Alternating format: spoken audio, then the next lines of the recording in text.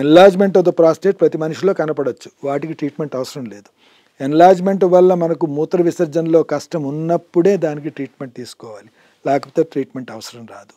ఆ కష్టం అనేది ఎక్కువగా ఉన్నప్పుడు తప్పకుండా మనకి ఇలాంటి ఆప్షన్స్, మెడికేషన్ కానీ, రెజ్యూమ్ కానీ, సర్జరీ కానీ అవసరం పడుతుంది, లేకపోతే అవసరం లేదు.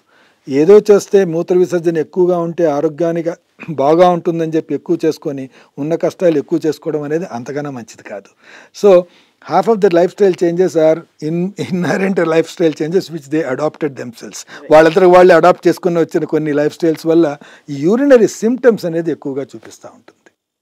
సో మొత్తానికి సార్ ఈ ఈజీ ఆప్షన్ అవైలబుల్గా ఉండడం చాలా మందికి ఊరట.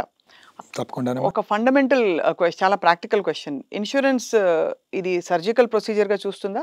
ఇంకా లేదమ్మా, అంటే ఇప్పుడే ఈ మధ్య కాలంలో ఇంట్రొడ్యూస్ అయింది కాబట్టి I think there is still a discussion going. It's more an optional thing which it's an optional thing which can afford definitely can take it, but over a period of time as the time passes by, ఇప్పుడు robot అనేది వచ్చి 10 ఏళ్ళు అయింది, ఇప్పుడిప్పుడే అది రోబోట్ని include చేస్తున్నారు.